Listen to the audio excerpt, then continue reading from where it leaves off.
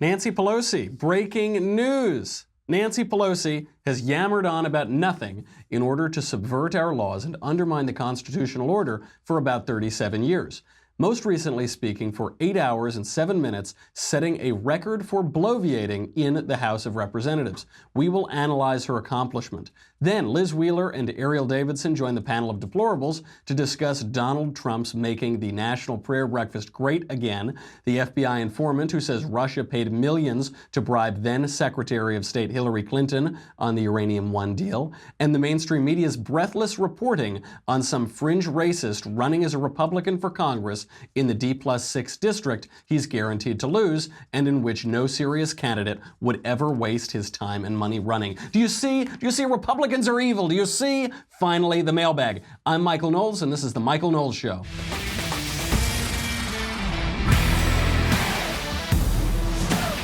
So, before we get to this, there's a lot going on. Before we talk about this ridiculous display that people are completely getting wrong, they don't really understand at all what the historical context is for Nancy Pelosi running her mouth, which she's been doing for decades and decades, but she did for 8 hours yesterday. Before we do that, we need to thrive. We need to talk about Thrive. This is a much nicer news than Nancy Pelosi. Thrive Market is my new favorite online store. Now, you know this. Obviously, I'm in the broom closet of the Ben Shapiro Show.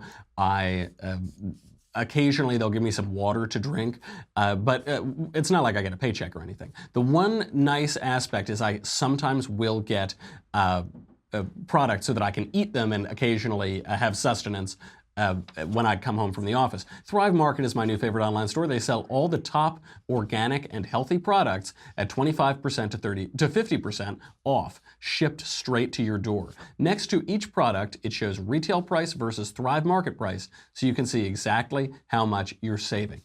These are the best quality products. Thrive has all of the top premium healthy and organic products. I usually get them from the grocery store, but it's not like I'm going to drive to the grocery store. This is 2018, fellas. I ain't doing that. Unlike your typical organic and non-GMO products that are marked up to premium prices, Thrive Market sells the same organic and non-GMO premium products at wholesale prices. You know, for most of my life, I've subsisted on a diet of fatty Italian meats and whiskey. That's been most of my life, and you're starting to see the effects of it. It's not looking good. I'm trying to eat a little bit healthier, and probably everybody should too. So are you looking for specific quality when it comes to your food and household item? Whether it's non-toxic, BPA-free, non-GMO, no artificial ingredients, safer for kids, you can easily find these values on the Thrive Market site for each product. How do they do that? Thrive Market cuts out the middlemen. They work directly with the brands, and they can pass all the savings on to their members. Even better, for everyone who signs up, Thrive Market donates a membership to a low-income family, a veteran, or a teacher. So together, we're all making healthy living affordable for everyone. When you sign up, because, you know, you can afford it, you're listening to this show, you probably have several smoking jackets and, you know, sip brandy out of snifters and everything at night. Not everybody can do that all the time. So it also goes a long way to making sure that healthy eating is available to everyone, and it's a company that I'm honored to support. Easier than the grocery store, Thrive makes it easy to shop online. Their site is tagged by over 90 different values. So in one click, you can sort the entire catalog by all of those categories: non-GMO, organic, vegan, gluten-free, paleo, sustainably farmed, on and on and on. Now, it's all curated. This is what's nice too. If I look at these websites, I can't decide what the best extra super duper virgin olive oil is. How am I going to know? So it's all curated there. You may find only 2 to 3 olive oils on Thrive Market, but you can trust their options will be sourced from the best of the best ingredients at the most affordable prices. They do all the homework for you, which is very good for me because I try to sleep about 17, 18 hours a day. The time I have available for productive work, pretty low. So it's nice that Thrive will do that all for you. Today, just for my listeners, get $60 of free organic groceries. $60 of free stuff. Do it. Plus free shipping. So they're not even going to say you have to pay $1 gazillion for shipping and the discount goes away. You get $60 of free organic groceries and free shipping and a 30-day trial membership. You'd be foolish not to do this. This is just free food with absolutely no risk and absolutely no cost. So do it and don't say I never did anything for you. Go to thrivemarket.com/Michael, M-I-C-H-A-E-L. Keep in mind that Thrive Market's prices are already 25 to 50% below retail because they cut out the middleman. Now they're offering you $60 of free stuff on top of that, plus free shipping. If you do not go, you are a fool. So do it. thrivemarket.com/Michael. Listeners get $20 off their first 3 orders of $50 or more plus free shipping, and the average order value is $60. So $49 should be easy, especially when you see all of these great prices. So thrivemarket.com/Michael. Okay, we got a lot to get to, so let's get right into it. Nancy Pelosi spent all day yesterday yammering away. Not exactly a man bites dog story, but she set a record for the longest speech in the chamber's history. What was she talking about? Well, it must have had something to do with the topics Americans really care about, right? The economy, government corruption after all those damning FBI texts from the Obama administration, the evidence that Russia paid off Hillary Clinton as Secretary of State. Maybe it was about healthcare reform, law and order, terrorism, right? Something like that? No, take it away, Nancy. As members of Congress, we have a moral responsibility to act now to protect dreamers who are the pride of our nation and are American in every way, but on paper. Our young people are our future, and these dreamers are part of that. No, of course, that's what it was about. On the contrary to anything that matters, despite nearly 70% of Americans, according to a Morning Consult Politico poll, saying amnesty for illegal aliens should not be a priority for Congress, despite even the majority of Democrats saying that amnesty for illegal aliens should not be a priority, Nancy spoke for over 8 hours about how we need to subvert the rule of law and give amnesty to between 1.8 million and 3.6 million people. According to Pelosi, illegal aliens brought here under 18, some of whom are 40 years old now, they are the pride of our nation, she says. Half of them don't speak English, a quarter of them can't read, but they're American in every way except on paper and except all the other ways. She is right when she says that these illegal aliens who were brought here under 18 are our future, but we've got to be careful of the word our. By our, she doesn't mean Americans. No, we think she means America. She doesn't. By our, she means Democrats. Pew Research indicates that 75 to 90% of the so-called dreamers, if given amnesty, would vote for Democrats. What a dream indeed. 1.8 million people on the low end, 3.6 million on the high end. That's what this is all about. That's why Nancy Pelosi is so impassioned. She won't get impassioned about people losing their health insurance. She won't get impassioned about people losing their jobs. She doesn't care less about that. She gets impassioned about getting millions of new voters. That's what this is all about, destroying the Republican Party forever. She's so passionate about that, she broke a 109-year record and spoke for a full workday to see it through. Let us thank and acknowledge the dreamers for their courage, their optimism, their inspiration to make America more American. Make America more American. Half of the group doesn't speak English and a quarter can't read. Amnesty would make America more Latin American. It would make America more left-wing. It would make America less free by subverting democratically enacted immigration law and telling a free people that they have no right to run their own country, that they have no right to expect law and order, the rule of law in their country. Now, unsurprisingly, the wind-blowing record she broke belonged to another Democrat, a man named Champ Clark, 1909. Although back then the Republicans had the good sense to interrupt this sort of nonsense, so given that, it's unclear if his speech actually held any record. In true Democrat fashion, he was speaking against tax reform, a tariff overhaul that gained steam earlier, the year earlier. And he wasn't all that bad, actually. I looked into Champ a little bit. Apparently, Champ fought Woodrow Wilson for the Democrat nomination of 1912. He opposed the Federal Reserve, and he wanted to annex Canada, saying, quote, "I look forward to the time when the American flag will fly over every square foot of British North America up to the North Pole." So yeah, pretty good actually. A mixed bag, not altogether a bad guy. I'm sorry that his record got broken. There's another aspect to this. Isn't it a little bit strange that we don't have great records for these House speeches? You know, we think Pelosi's is the longest since 1909. We're not really quite sure. We don't see these hours-long speeches very much in the House. That's because they don't serve any purpose. I know it seems like they serve purpose. We see things like this in the Senate, but they don't serve a purpose. They call attention to some issue maybe, but there's no practical purpose. The Senate has a filibuster. The House does not. Even if the House did have a filibuster, Pelosi did it wrong. The filibuster is a tactic wherein a politician indulges his favorite melody, the sound of his own voice, for long periods of time to delay or entirely prevent a decision to be made on a given proposal. So you'll remember Ted Cruz did this in 2013. Ted Cruz's 2013 filibuster was to delay the decision to fund Obamacare. The House actually did have a filibuster until 1842, at which point a permanent rule limiting the duration of debate was created. This is because the House got too large. So the original size of the House of Representatives was just 65 people. Today there are 435 representatives in the House. If the filibuster were allowed in the House, nothing would ever get done, even less than is now. But this is what we get out of a shallow and superficial culture. We don't get a real filibuster about a real issue that affects real Americans. Instead, we get a fake filibuster about a glib euphemism like dreamers that only pertains to non-Americans. We get the appearance of serious governance without any actual seriousness. She didn't even do the filibuster right. What she should want is not to delay a vote, she'd want to vote right now. She didn't even do it right. All of this we got to benefit Democrat politicians and foreign nationals. Is it any wonder that Make America Great Again resounded with voters? Absolutely not. We've got to bring on our panel to talk about the news. But we've got OAN's Liz Wheeler here. We've got Erielle Davidson. And before we get to that, though, I do have to acknowledge this. You might see this. This is on my desk. I got some nice, beautiful flowers here. I didn't know who they were from. I assumed they were from sweet little Elisa. That absolutely not a chance. And I got a card from Drew. And it was a little card. Drew sent me these flowers, obviously, to apologize for every single weekend for the last 2 to 3 years. He has ruined my weekend every time. He made me watch Barry, the Barack Obama movie. He made me watch South Side with You. I've had to go to women's marches.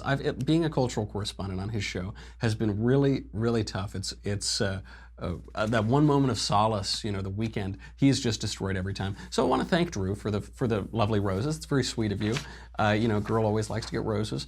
And these came from 1-800-Flowers. So living dangerously can be a thrill, but waiting until the last minute to purchase a Valentine's gift, that is playing with fire. That's why Drew knows to get these earlier than I have. I have to get some now too for sweet little Elisa. So don't delay. Go to 1-800-Flowers.com. That's 1-800-Flowers. It always has your back in these tough situations. Right now you can get 18 enchanted roses. I am enchanted. Drew has enchanted me with these roses for only $29.99. That is a really good deal. I send flowers around a fair bit. I have family all over the country and I'll send flowers sometimes. That is a great deal. 18 enchanted roses for only $29.99. Go to 1-800-Flowers.com, and I guess you've got to use the code Klavan, K-L-A-V-A-N. He gave me the flowers, so you should use his promo code. Keep the lights on in there. 1-800-Flowers.com, promo code Klavan. Order it today. All right, thank you, Drew. That was very, very sweet of you. Excellent. Ladies, thank you very much for being here. This is really nice. After a bald man from the next room gave me my Valentine's flowers, it's nice to see your face. This is balancing things out a little bit.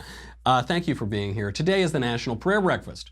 Trump's comments at the prayer breakfast. President Trump's comments include, "We can all be heroes to everybody and they can be heroes to us as long as we open our hearts to God's grace. America will be free, the land of the free, the home of the brave, and the light to all nations.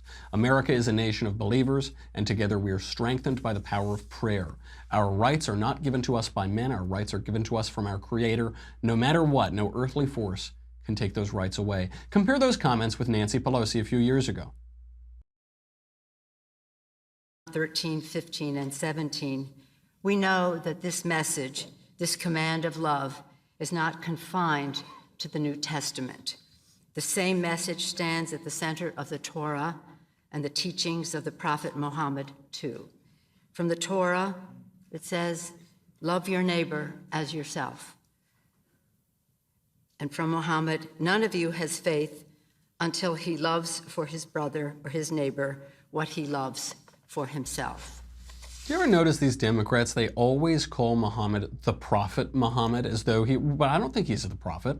Most people on earth don't think he's the prophet. They don't refer to the Messiah, Jesus, do they?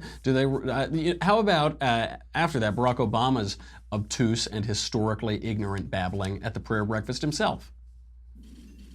And lest we get on our high horse and think this is unique to some other place, remember that during the Crusades and the Inquisition, people committed terrible deeds in the name of Christ.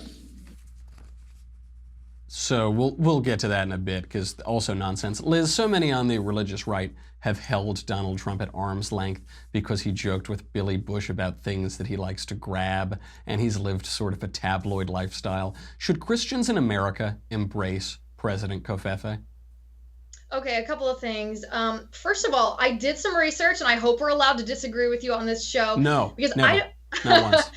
I don't know if evangelicals actually have held President Trump at arm's length here. If you look at Pew Research, they did a survey of evangelical voters. This was mid-year last year, about 6 months into the Trump presidency. They found that over 75% of evangelical voters supported President Trump. Now, you might remember hearing on the mainstream media that evangelical voters were starting to distance themselves from the president, that they weren't as supportive as they were when they cast their vote for him. That was propagated by Newsweek magazine, who did a survey in which they used, in my opinion, very biased wording for their questions. They didn't ask about the policies that Trump was pushing. They asked if these evangelicals would support President Trump no matter what. Of course they got a response that said only 30% would support the president no matter what. It's a great question, though. Should we as Christians, I'm not sitting here telling other Christians what to do. I am telling them what to do, but I'm sorry, go ahead. No, I'm about to. I'm just gearing up for it. Yes, I think Christians should support President Trump, because all we have to do is look at the policies that he's implemented. We just have to look at the comparison. Which party right now in our country is offering protection for unborn babies, offering to treat unborn babies like the people that they are, and which party is saying, no, look, you have a right to, and we should celebrate that right, to rip these babies limb from limb. That's the Republican Party. And sell their limbs and sell their organs. Don't forget that part. There is a market incentive to it. Right, but it's not just abortion. We can look at any of our rights, our God-given rights that President Trump was talking about, and we can ask ourselves, which president has protected that? Well, our First Amendment right to free speech, President Trump's protected that. Our First Amendment right to practice our religion the way that we deem best, not the way the government deems best. President Trump has already put protections into place. The Hobby Lobby ruling, appointing Supreme Court Justice Neil Gorsuch, rolling back the contraceptive mandate, our right to protect ourselves, our Second Amendment rights, our families to bear arms. President Trump has protected that. Everything that he's done has been a protection, or just about everything he's done has been a protection for our God-given rights. So, of course, no excuses for his character, his bad behavior, but yeah, as a Christian, I support President Trump. That sounds right to me, Liz. And, you know, I do notice in the Bible, with the exception of one man, just about everybody that God uses for good purposes is maybe a little flawed, maybe even more flawed than the sort of fellow who jokes around with Billy Bush. And a lot of good things came out of that, too. That is absolutely right. And you're right, evangelical Christians, despite ridiculous fake polling, have supported President Trump, much more so than Catholics and mainline Protestants. So that is certainly a point in their corner. Erielle, American politicians have for decades extolled the alleged virtues of Islam and multiculturalism, while they flagellate Christians for a defensive war that took place 800 years ago about which they know absolutely nothing. Should American politicians be less multiculti and more vocally Christian? Well, I have 2 points to make on that. So I want to backtrack a bit to Obama's comments. I actually didn't have a huge problem with Pelosi's comments, but Obama's comments at the 2015 prayer breakfast really got to me in the sense that, you know, this is this follows a long thread of sort of putting down the idea of American exceptionalism, or sort of shifting blame onto America. And so baked into the left's idea of multiculturalism is at the same time juxtaposed with putting down America in some way, and putting down sort of, majority Christian nation. And that, to me, is what's wrong. What I would appreciate seeing is actually along the lines of what Pelosi was trying to say, I think, was celebrating religious freedom in America, which has always been the crux of religious liberty in America, is celebrating the idea that you can practice your religion freely, whatever your religion may be. And I don't think that needs to be, in fact, I think we should be celebrating the idea that we're united by this devotion to protecting religious freedom. That should be what unites us. I think that, and that message got very, very polluted and lost, particularly by Obama, when he made a mission to show that, you know, American exceptionalism, America is not as exceptional as you think it is. No, I think America is wonderfully exceptional. I think, and what makes us exceptional is that we do give everyone the right to practice their religion freely as long as they're not harming others in the process. And so for me, I actually, I took greater issue with Obama's comments because I think, and if we go back further into his speech, his response was actually directly related to sort of trying to equalize, radical Islamic terror by saying, now, wait a minute, the Inquisitions and the Crusades were done in the name of Christ. And I think that's just completely inappropriate. It's the wrong setting to be doing that.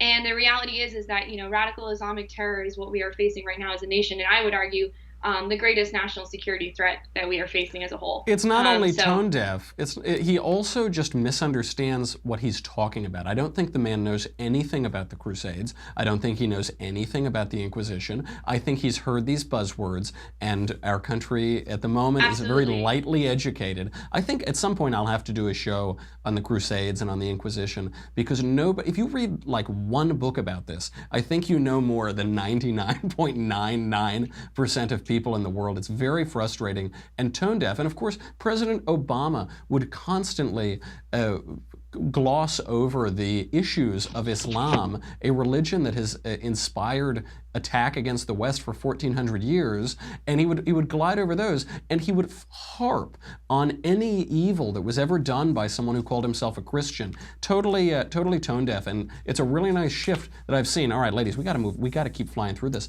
An FBI informant named Douglas Campbell has informed 3 congressional committees that Russia paid millions of dollars to a U.S. lobbying firm to bribe then Secretary of State Hillary Clinton by helping her husband's foundation during the Obama administration. Liz, we have Barack Obama on a hot mic saying that he will give Russia leeway after his election, that he just had to lie to voters to pretend to take a strong stance on Russia. We have Hillary Clinton apparently being bribed by Russia while Secretary of State. And Democrats have spent a year and change accusing Donald Trump of being a Manchurian candidate for Vladimir Putin because some Russian ran a Facebook ad or something. Are Democrats accusing Republicans of colluding with Russia explicitly to cover up their own collusion with Russia? Well, of course they are. That's Saul Alinsky's. That's one of his principles. You accuse your opponent of doing what you are doing in order to create confusion. It's like little kids if they get into a fight. The one little kid's going to run to his mother and be like, "Mom, he hit me." Well, the other kid's going to be like, "Nuh-uh, he hit me."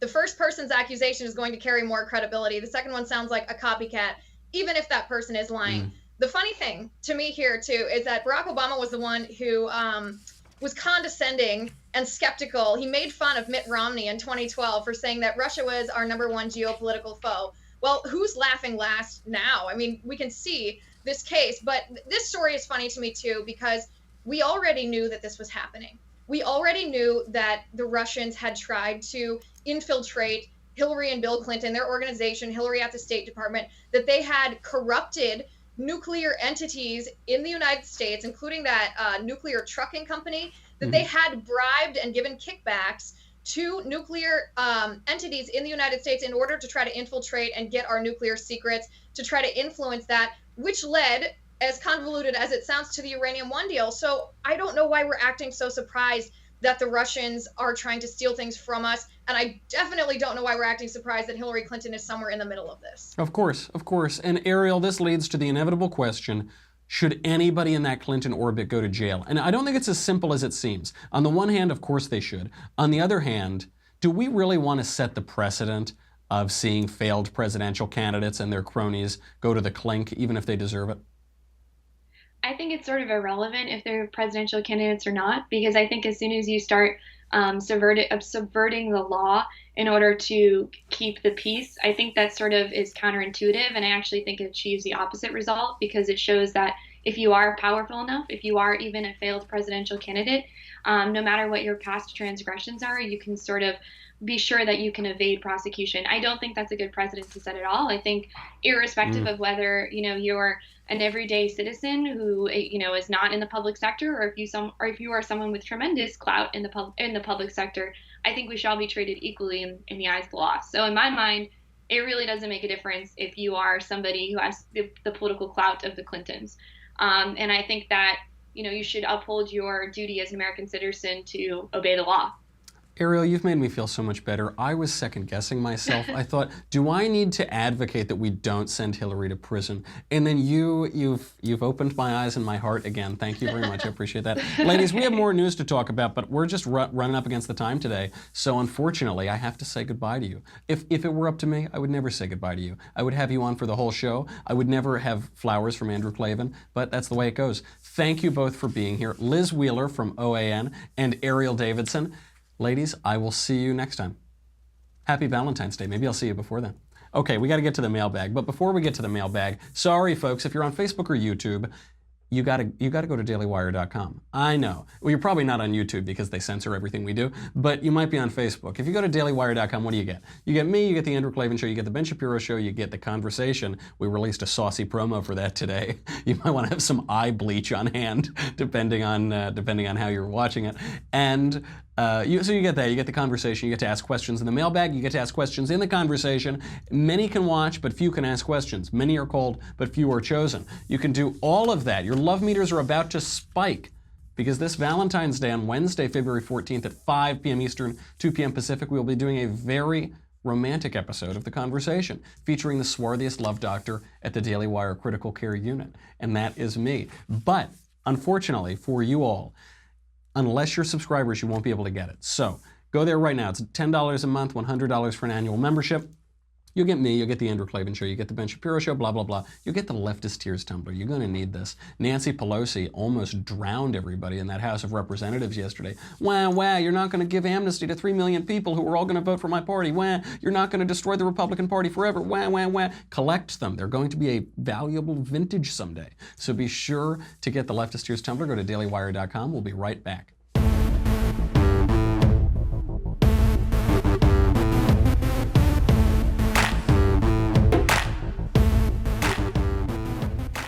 A lot of good ones today, so let's get right into it. The first question is from Eleanor.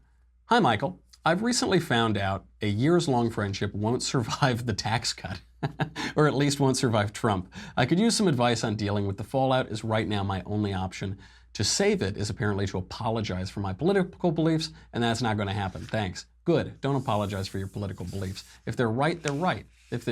Don't pretend that something isn't true to appease some apparent friend who doesn't seem to care that much about real friendship.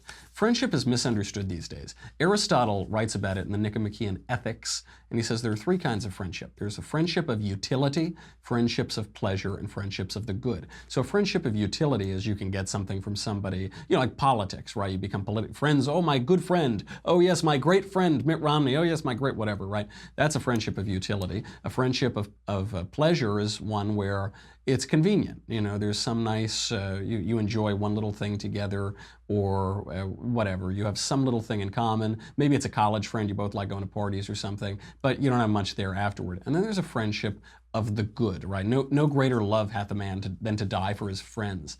It's based on willing the good of the friend and he of you. It is based on having good will. So, a good image of this is the people who stand side by side one another and they're looking at the same thing. It's a mutual appreciation of virtues that the other party is holding dear. You might not have the same opinions about the thing, but you will have the same goodwill. The perfect form of friendship, Aristotle writes, is that between the good and those who resemble each other in virtue. For these friends wish each alike the others good in respect of their goodness, and they are good in themselves. But it is those who wish the good of their friends for their friends' sake, who are friends in the fullest sense, since they love each other for themselves and not accidentally. Hence the friendship of these lasts as long as they continue to be good, and virtue is a permanent quality. Such friendships are of course rare, because such men are few. It seems, if your friend is going to cut you out because you like tax reform or something, it doesn't sound like much of a friend to begin with. You don't need to cut somebody out, but you certainly should never compromise yourself or your integrity or your view of the truth and your own view of the good just to appease somebody who won't like you if you have a differing opinion. From John. Another Catholic question for you all. I've heard a few of these. I'm having trouble finding solace in Catholic teachings. My wife and I are in our late 30s and we're blessed with 3 wonderful kids. However, we're in the middle of our 2nd miscarriage in 2 years. We'd love to have another child, but it is so painful losing a child midway through. I don't know what's in the cards if we get pregnant again, and I'm too scared to want to try again. Is it even fair to the future child to try again? The church teaches away from both non-natural pregnancies and contraception, so what are we to do? Keep saying goodbye to children we will never know in this world, enter a period of chastity until we're too old to conceive, count our blessings with our 3 healthy kids, get snipped and go to reconciliation. Pay big money for IVF is not in the cards for us, so that is one option off the list. For future children, I'm open to adoption, but that still leaves unaddressed the future sexual relationship with my wife and the fear of losing another child. I'm sorry to hear of your trouble the past couple of years. The Catholic teaching on this, as you know, is that you cannot close yourself off utterly from the possibility of children within marriage. But having children is not the only purpose of sex. 50 million Frenchmen can be wrong, but on this they're not wrong. The Church teaches that there are 2 purposes of sex within marriage, unitive and reproductive. So the dilemma is that some combination of your faith and your wallet precludes condoms, IVF, abstinence, getting snipped, all of those things. Presumably more than just your faith and wallet preclude that last one, that abstinence. So you're clearly open to more children, but you're justifiably afraid of another miscarriage and another loss. The method approved and encouraged by the Church, natural family planning, might be your best bet. People mock this NFP as pull and pray, they say. They say you're gonna definitely have kids if you do it. But actually, when followed, it's up to 99% effective at avoiding pregnancy. Now, that still leaves open the possibility of children, the logical possibility of children, as the Church and her bridegroom require. Be fruitful and multiply, that sort of thing. But nothing, there's nothing intervening artificially to prevent children. And yet, given the likelihood of pregnancy at your age and the effectiveness of NFP, that may be your solution, and you won't lose the unitive effects of that very, very enjoyable act. Best of luck, and I hope you don't have to go through that again. From Ian, Dear Michael, I finished The Newsroom a little while ago, and a couple things I took away from it were, 1, that the media has left its main job of informing the electorate in favor of this new clickbait form of news. The other is how this generation has moved away from the need for information. We take everything on authority. How do I move back into the realm of facts so that I can grow intellectually? Question everything. Question everything.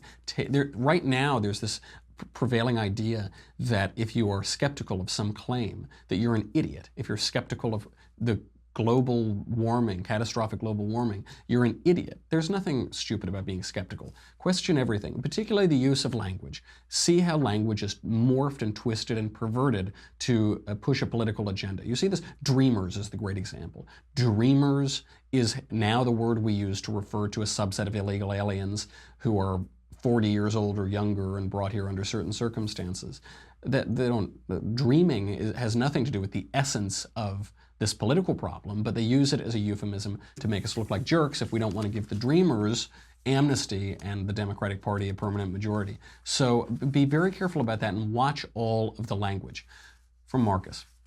Michael, I own a small business that serves a politically mixed clientele. Michael Jordan once, when asked his political views, famously said, Republicans buy sneakers too. How can I support conservative values while still attracting customers across the spectrum? I think owning a small business is a conservative value, isn't it? Isn't that like in the list of them?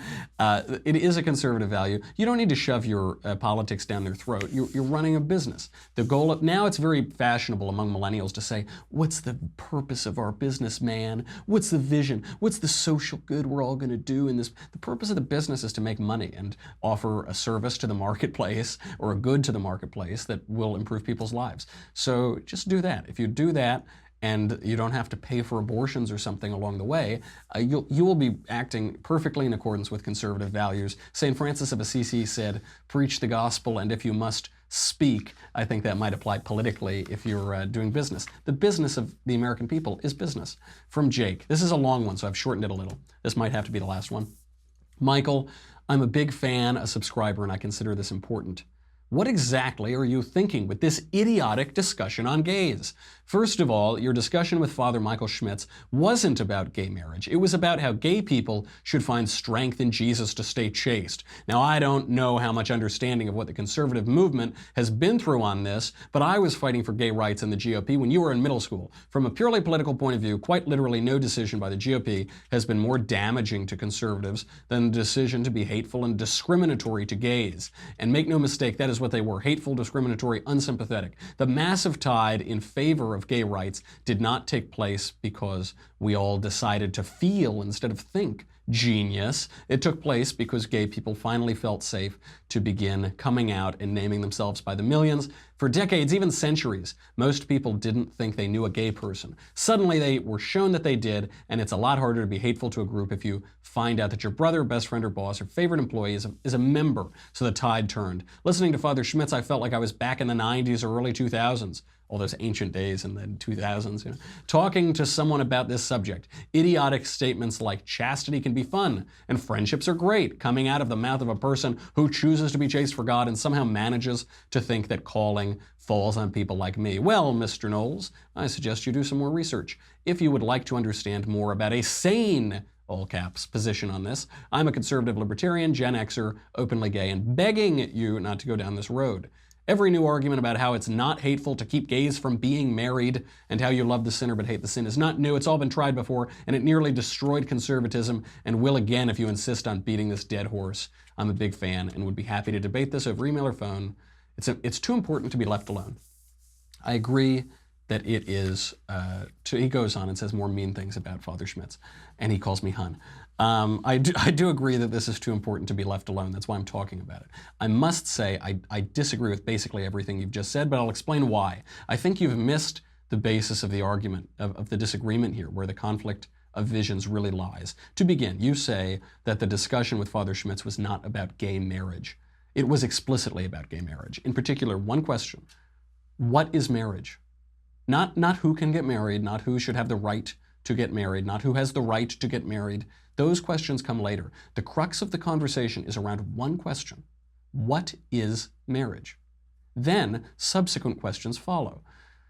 Does sexual difference have anything to do with marriage, maybe? Is there a categorical difference between men and women? Or are those differences just trivial and meaningless, and gender doesn't mean anything, and men and women are all exactly the same? And if there are real differences between men and women, perhaps might those differences play some role in marriage? Does marriage have something to do with the logical possibility of procreation? What is marriage? That's the question. It's the question that many people angrily do not want to answer. They want to skip right ahead to the rights question. But you have to answer the definition question first, but that's the hard one, and I think that's why advocates of redefining marriage try to skip it. You say that for decades and centuries, most people didn't think they knew a gay person. This seems to me an example of a modern prejudice. Modern pride. There's this modern prejudice to think that our generation discovered everything, including homosexuality, but we didn't.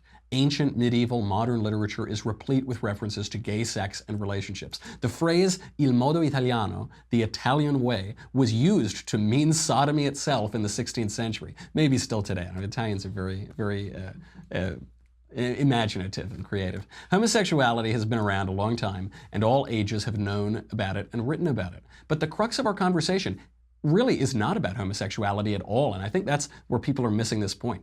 It really isn't about the moral questions or the practical questions of homosexuality, which mostly I don't care about. It was the nature of marriage, which is a question I do care about because it's quite a political question. You use the phrase, keep gays from being married. The question of our conversation is, what is marriage? Is it logically possible to keep someone from being married? The question has nothing to do with the morality per se. Whether you think that gay sex is a grave moral sin, or you think that it is the best thing since sliced bread, neither has anything to do with that question. Does sexual difference, sexual complementarity, the logical possibility of procreation, do those concepts have anything to do with what is marriage? You're of course right that people should never be hateful or discriminatory or mean or whatever toward gay people. That also has nothing to do with the question. That's a distraction and a diversion to avoid answering a simple question that might have an inconvenient answer. What is marriage? Proponents of redefining marriage or of undefining marriage, they find it convenient to skip that. They jump right ahead. We have to define our terms. If so elemental a question as what is marriage can only be met with anger and accusations of bigotry, a question that was easily answered until about 5 minutes ago. As Justice Kennedy now says, the only reason to oppose radically redefining or undefining marriage is irrational hatred of gays, irrational animus. If that's your immediate response, one must wonder whether the arguments for redefining or undefining marriage are really on sound logical footing, or if this is a matter of emotion running away with us and highlighting our unwillingness to answer and deal with simple but difficult, simple in their clarity, but difficult in their effect on society and on culture, questions that we have to deal with first before we can talk about rights. From Garrett. Dr. Knowles, all right, we'll do one more, right? That's fine. Dr. Knowles, I often hear people sit back and do nothing to influence their future because God has a plan. However, after studying a good bit of theology, especially Catholic theology, I find this to be a misdirected belief. I can find few passages from Scripture with the word plan, but many with God's will. It seems to me and my priest that God does not plan out your entire life, like the Calvinists might say, but He does have a will for your life. Instead of betting on God's plan to hit you in the face, it's your job to transform your mind, body, and soul to find God's will for your life. We're both interested in your thoughts on our premise, and if you agree, thank you. Yeah, this is really good advice. You're absolutely right. Andrew Klavan gave me this advice once, which is that God can't drive a parked car. He might have a will for your life, but He can't drive a parked car. And so there was, I'm out here in Hollywood. I'm having trouble as an actor, especially as a conservative actor. And I will say the minute that I did anything, which was nothing, I did nothing, right? When I published a blank book, I did the physical equivalent of nothing. A lot of wonderful things followed because it was at least almost doing. If you involve your will, then only then can you match God's will. You have free will too. God has a will, and He gave you a will. Dante, referring to God in heaven in his comedy, uses the phrase "dove si può ciò che si vuole," where will and desire are united, where one can do what one wishes, where He is up there who can do what He wills. This is the important juncture of grace and liberty. You can turn away from God or you can turn toward God. We have a lot more questions to go through. We had some really good ones, unfortunately. Someone called me an American heartthrob. But do we have time, Rob? Do we have time to do one more? We can do one more. All right, let's just do one more question. I can't, because there are going to be all these questions in the conversation. Let's do this. This is the one from Chris, and he called me an American heartthrob. American Heartthrob Knowles. It may, if it had said something else, we wouldn't be doing it. It may come as a shock, but I have a question about Catholicism, do you know? Particularly the concept of papal infallibility. How are we supposed to know when the Pope is infallible? Does he tell us? Do we just know it? Or is it something that only God knows and we just have to guess? You are here clearly confusing papal infallibility with the related but different doctrine of Michael infallibility. And the former is when the Pope speaks authoritatively ex cathedra, and the latter is every single day on this show when I speak infallibly ex cofefe. Vatican II teaches infallibility this way. It says, although the individual bishops do not enjoy the prerogative of infallibility, they can nevertheless proclaim Christ's doctrine infallibly. This is so even when they are dispersed around the world, provided that while maintaining the bond of unity among themselves and with Peter's successor, and while teaching authentically on a matter of faith or morals, they concur in a single viewpoint as the one which must be held conclusively. This authority is even more clearly verified when gathered together in an ecumenical council. They are teachers and judges of faith and morals for the universal church. Their definitions must then be adhered to with the submission of faith. So if that didn't clear it up for you, the doctrine comes from Scripture. Christ says to Peter in John, feed my sheep. In Luke, he says, I have prayed for you that your faith may not fail. In Matthew, he says, you are Peter, and on this rock I will build my church, and the gates of hell shall not prevail against it. I will give you the keys to the kingdom of heaven, and whatever you bind on earth will be bound in heaven, and whatever you loose on earth shall be loosed in heaven. Sometimes non-Catholics point out that Paul says that Peter did something wrong. This is here this evidence that the Pope isn't infallible. But he didn't say that Peter is pronouncing wrong things and is preaching heresy. He very clearly says he's not acting in accordance with what he's preaching. So you hear that a lot. And Peter many times doesn't act in accordance with what he's preaching. That's, I think, a very important aspect of why he's chosen and handed the keys to the kingdom of heaven. An infallible pronouncement comes only when some doctrine has been called into question. Most doctrines have never been doubted by the majority of Catholics. Now, infallibility is not impeccability. The charism to speak infallibly on matters of doctrine is not the same as not sinning, not being able to sin. On that point, though, it is worth pointing out how impressive it is that the popes have been so holy throughout history. We always hear about the bad popes, but the only reason we hear about them is they're so rare. If they were common, you know, we wouldn't talk about Boniface VIII, whom Dante puts in hell. We wouldn't talk about the handful of bad ones. We would say they're all bad, right? But they're clearly not. It's generally understood that the Pope has spoken ex cathedra infallibly only twice.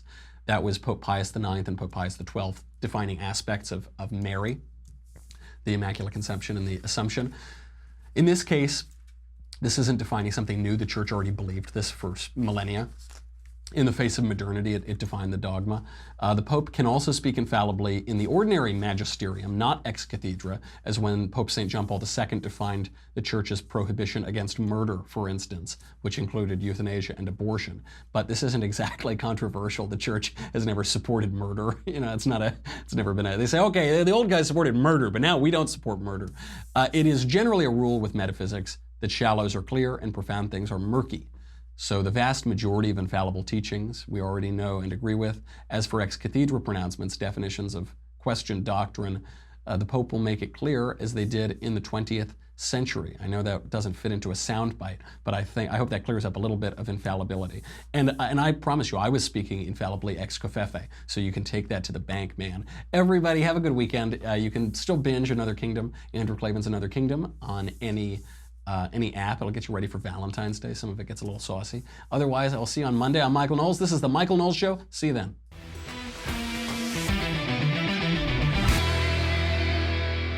The Michael Knowles Show is produced by Marshall Benson, executive producer Jeremy Boring, senior producer Jonathan Hay, supervising producer Mathis Glover. Our technical producer is Austin Stevens, edited by Alex Zingaro. Audio is mixed by Mike Coromina. Hair and makeup is by Jesua Olvera. The Michael Knowles Show is a Daily Wire Forward Publishing production. Copyright Forward Publishing 2018.